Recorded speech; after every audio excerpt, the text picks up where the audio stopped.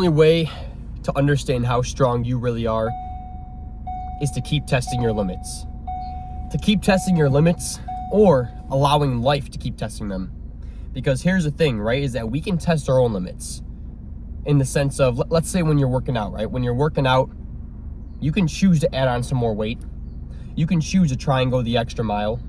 You can choose to keep pushing yourself harder and harder each time you work out, so that way you can keep testing your own limits. And when you keep testing your limits, naturally, you're just going to get stronger. If you are benching, let's say the bar with 45s on each side, right? You can either sit there and keep doing that because you think that that's all you can do, because you genuinely believe that that's all you can do, even though you've been doing it for a month now. You just keep believing that's all I can do. That's all I can do. Or you can say, you know what? I don't know if I could do more or not, but I'm going to find out. And then you can go ahead and throw a couple 5s on each side. And sure, you're not going to get the same amount of reps, but you'll probably find out that you actually could do quite a few reps. And therefore, now you realize that, hey, I was able to go up all along. I just had to test my own limits. And if I never did, then I would have never known, and I would have never gotten stronger. I would have stayed at the same spot. And this can go for like any dream or goal in life, right? Or anything that you want to go after in life. It can go with any area of your life, working out. It can go with relationships. Hey, you know, how great can I make this relationship? How much fun can I have in this relationship? How much fun can her and I have together? How great of a time can my family and I have together? Let's find out. I'm going to keep having more fun and enjoying the time more and more each and every time I hang out with them, right? You can do that with relationships. You can do it with working out. You can do that with, you know, your job. How good of a worker can I be?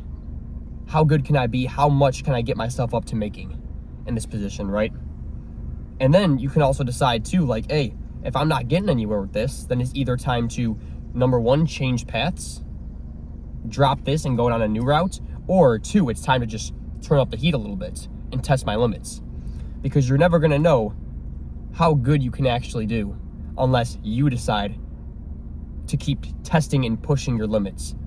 And keep pushing your limits farther than you think you can. Because a lot of the times, we tend to doubt ourselves. We tend to think to ourselves, oh yeah, I can only do this much, or I'm only this good, or this is as good as I can be, or as far as I can go, when in reality, we can go farther and be even better. We just don't test our limits because we don't believe we can.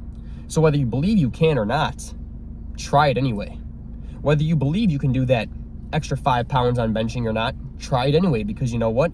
You may be able to, and if you can't, then okay, stick with what you got now, and then come back and test it later.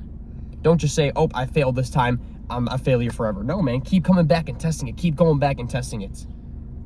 Even at work, even with your relationships, whatever you decide to do. But with whatever you're doing in life, man, keep testing your limits, because you'll never know how good you can be, how strong you can be, unless you continue to push your limits past what you believe is possible. That's number one. Number two, keep allowing life to test you, and keep allowing God to test your faith. Because I'll tell you what, during the time of so many of the storms I went through in life, I've had financial scares, which are some of the worst scares possible. I've had health scares, which are some of the nastiest scares possible. I've had relationship scares, which are some of the most uncomfortable scares possible. Like when you have relationship scares to where you think you've destroyed the relationship with someone that you love and care about, whether it be your family or maybe a girl that you're with at the time, like you get this nasty feeling in your stomach, like, oh, it's unlike any other feeling. Like you've might have felt anxiety from financial scares, had sleepless nights. You might have had, panic from health scares, like being told that, something's wrong with your health, when in reality it was just a false test, or it didn't come back right, or you just had an untrustworthy healthcare physician in front of you, or you read the wrong information somewhere online. But when you have a relationship scare, like you think you've just broken a great relationship that you have, and you just don't know if you can fix it because you think it's impossible to fix it, you get this nasty feeling in your gut, like a disgusting feeling that I can't describe. When you think that your girl has cheated on you, or that she doesn't love you anymore, she's about to break up with you, you get like this nasty feeling inside your stomach. When you get this kind of when you think your girl's texting some other guy, like, oh, it's just the most nasty, disgusting, uncomfortable feeling. And even if you find out, there's been times in the past where I have found out that my girlfriend was texting and flirting with another guy, yet I still chose to stay with her because I was dumb at the time. Like, I've found out that stuff. I've found out that, like, that, she was, like, another guy was, like, looking at her butt and, like, saying it looked really nice and everything, and she was, like, going along with it, and she was like, oh, yeah, like, she literally told me straight to my face, she was like, yeah, I felt really good when you told me that, but, it's probably wrong. I'm like, yeah, it's probably wrong, but yet, dummy me still chose to stay with her. But I just remember it being the most nasty, uncomfortable feeling. I remember this one girl I liked back in high school. We dated for like 2 weeks, and then she got mad at me for something. I forgot what. I just remember confronting her at like school the next day, and I was like, hey, can we talk about this? She's like, actually, I don't really want to be with you. I'm like, bro, we were together for 2 weeks, and like we had just one little argument. And she was like, well, I actually already found someone else. I'm like, we were together for 2 weeks. What are you talking about? She's like, well, that's how hoes work. I just thought to myself, like I look back now and I laugh because I'm like, Justin, what kind of girls like were you choosing, bro? Like what was going on inside your head to where, we're all had that time in our life where we just don't really care, we just choose anyone. But at the time, I just remember feeling so uncomfortable. I was like, bro, you're basically saying you found some other guy and you're a hoe, and it was just so uncomfortable, man. Some of these times I had, it's so uncomfortable, man. But yeah, when it comes to like those nasty, and you thought that was bad. Like a couple of the past girlfriends I had that were good, my second girlfriend and my third one, they were really good. And the second girlfriend had told me that she was gonna move down to college soon, and that she wanted just to break up now, just so we didn't have to go through the pain of it later. And I'm like, don't you think we can make this work? But I think I was trying too hard to try to make something work that I knew wouldn't work out. And I just remember we broke up. I remember that night, it was just so uncomfortable. I was just driving around like what the heck just happened? It was so nasty and uncomfortable. But I got over it relatively quick, though, at least quicker than my first one. And then my last relationship, who was it was my third girlfriend. She was the greatest girlfriend I've ever had. Oh my gosh, just beautiful feminine energy and, masculine energy. It connected so well. The passion and the fire was just so stinking strong, man.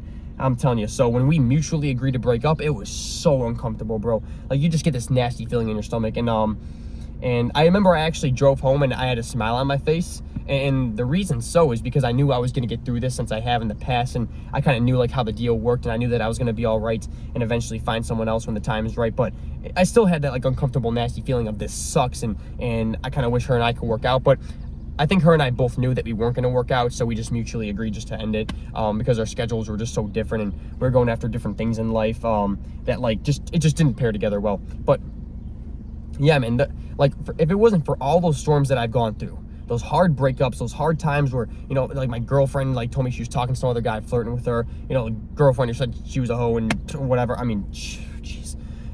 If it wasn't for like those nasty, uncomfortable times, if it wasn't for the uncomfortable times of like the hard financial times, the times where I thought I was going to get kicked out of my house for doing insane, stupid stuff, if it wasn't for the health scares, and if it wasn't for the lonely times are hard, but I learned to adapt and I actually enjoy it now. If it wasn't for the mental health issues that I used to have, zero confidence, zero self-esteem, I hated myself, a time where I looked on train tracks and I just thought to myself, hey, maybe it's better just to lay down here and that's it. Like if it wasn't for all those times that I went through, man, I would not be as strong as I am today. And by no means am I some, super macho man and I'm the greatest guy out there. No, man, I'm not perfect. No one is. And I'm not trying to put myself on a pedestal. I'm really not. But what I am saying is, looking back at my past self versus my current self, I'm mentally, emotionally, and physically much tougher and stronger than I used to be. Like, I look at my past self and he was just a little baby, bro. Just a little wimpy guy, a little nerdy guy who just needed, a helping hand. And God tested my faith a lot, man, a lot.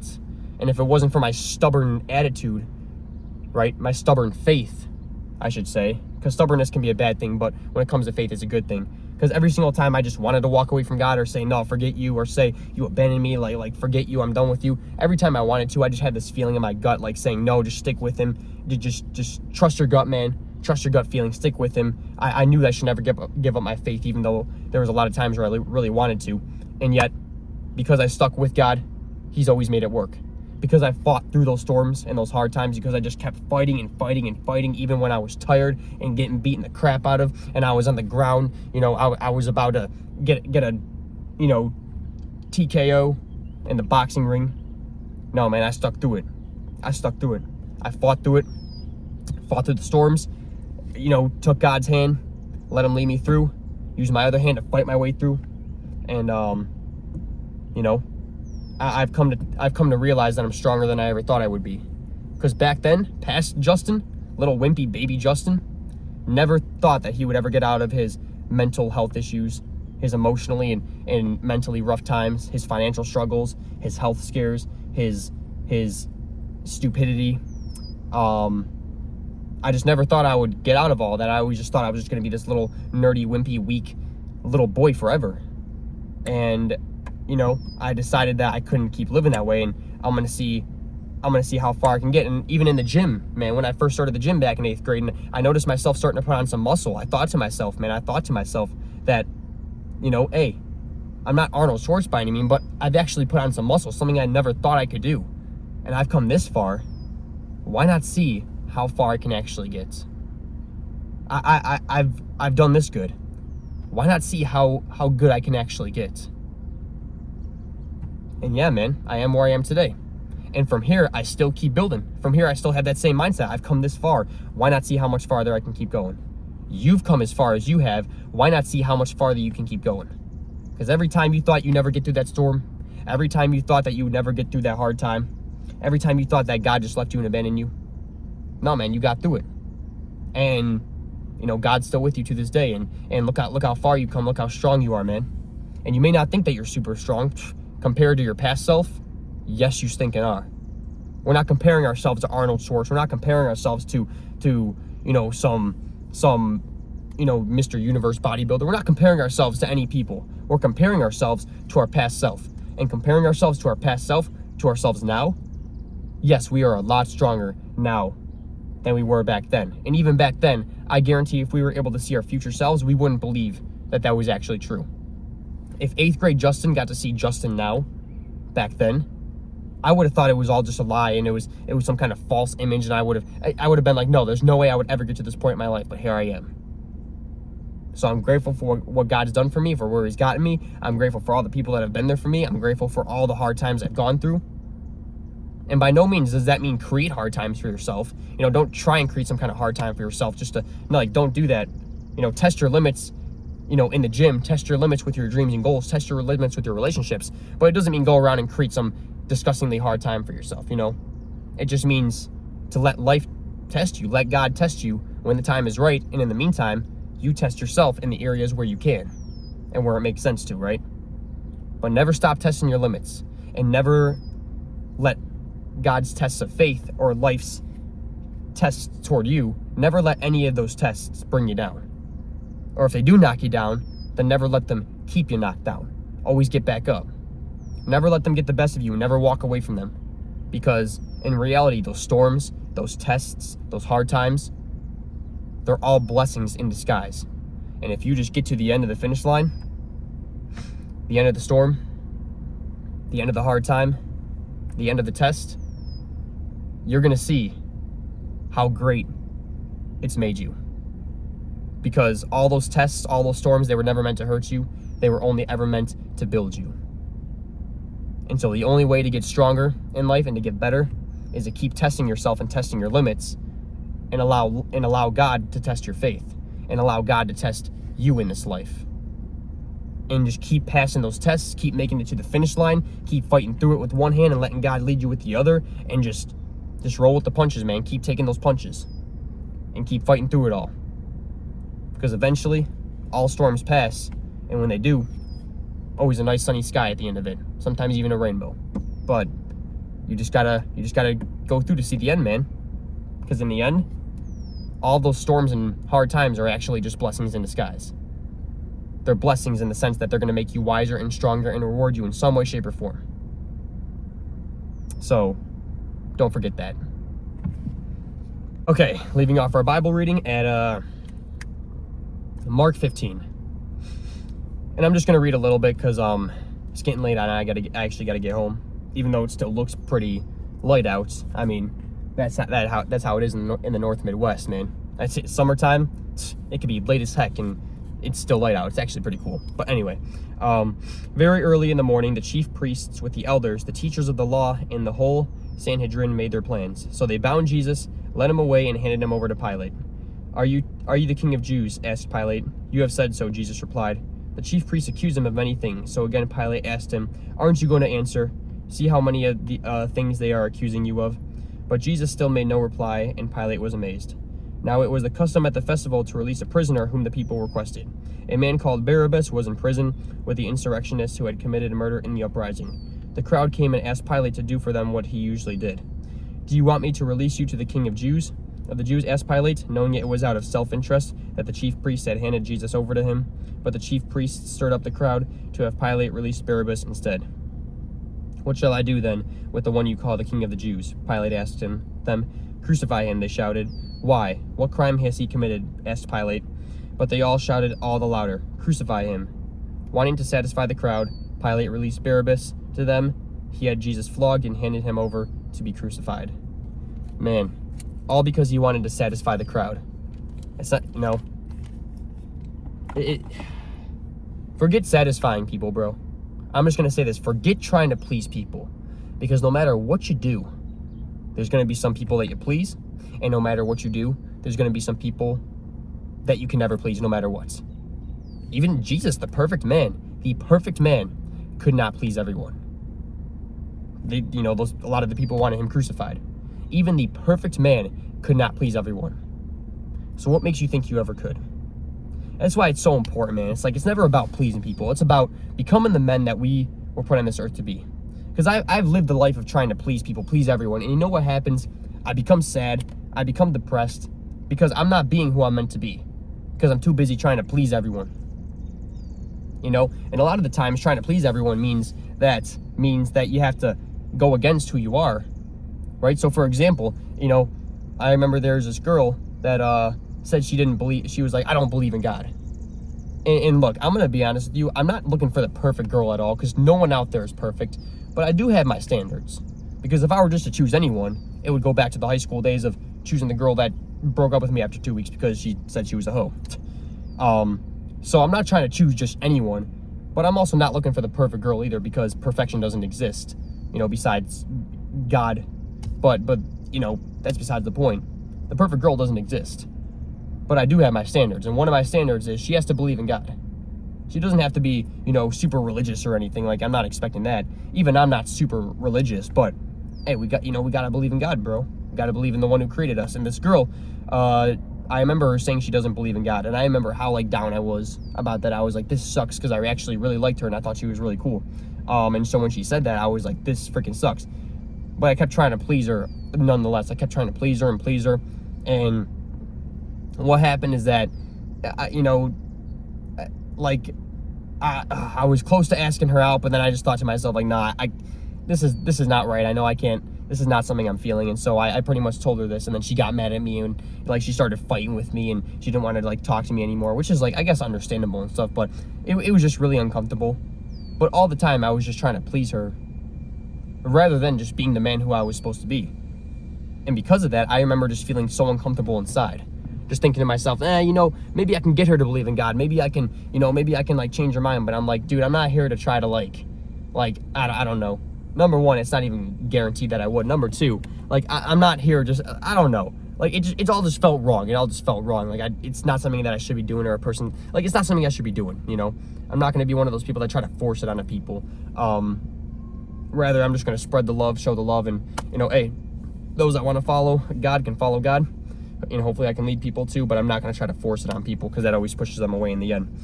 I just remember it felt so wrong and so uncomfortable that I kept trying to please her. But that's the point, is that I kept trying to please her, yet it felt so wrong and so uncomfortable because I wasn't being the man I know I should be. That's not the kind of man I should be, is just trying to please everyone.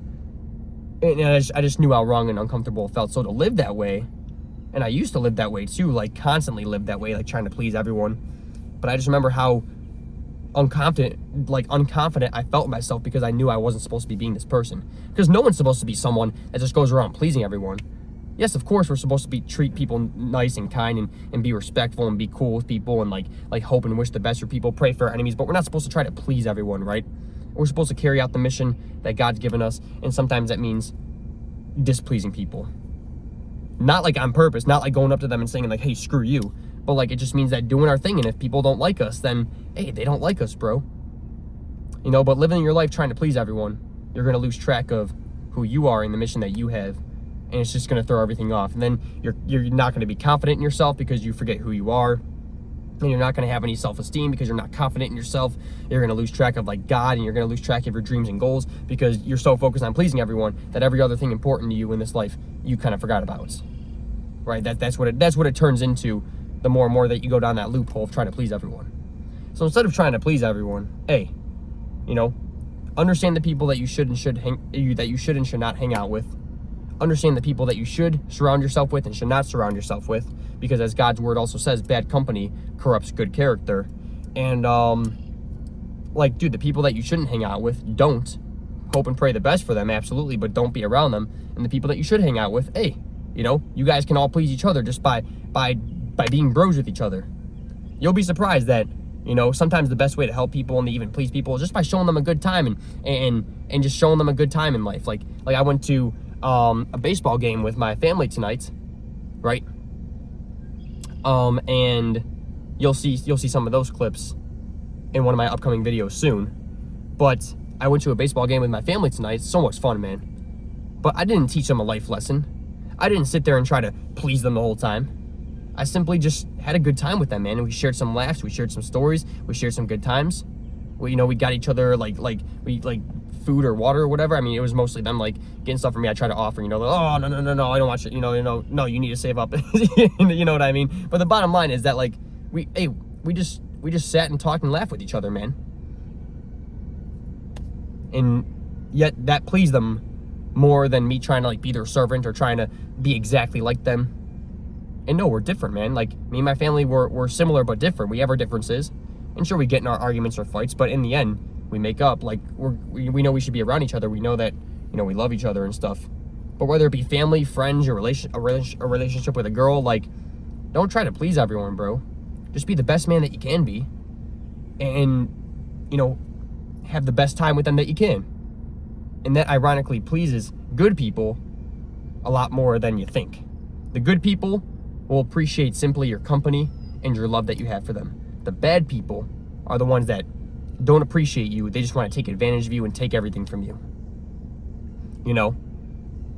And that's not going to do good for your mental health, even though you're pleasing them, right? So instead of trying to please everyone, it's not about trying to please the crowd. It's about just doing the right thing, being the right man, and living the life that you know you need to be living. And just spreading positivity and love to the people around you in the meantime. For the people that you shouldn't be hanging out with, the bad crowd, hey, you just hope and pray the best for them, but stay away from them. For the good crowd, just be around them and show them a good time and have some laughs. Obviously help them if they need help and stuff, and just be a good person, man. That's what it comes down to, is just being a good person. That's honestly like the best way to live. It's not about trying to please everyone, please the crowd. It's about being a good person, doing the right thing, being a man, being the man that God made you to be. And at the end of the day, the right people, the good people, they'll be pleased just by simply you being around them and being their company.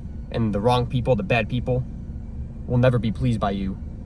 You'll constantly have to try to please them and please them and please them, and they're just going to find every way to like grip on you and tear you down and take from you. Nah, that's not the right kind of people. Hope and pray for the best for them, but don't hang around them. Anyway, that being said, this has been our mission for today. So now, let's go become great masculine men God made us to be. And I will see you tomorrow to continue our mission. Peace.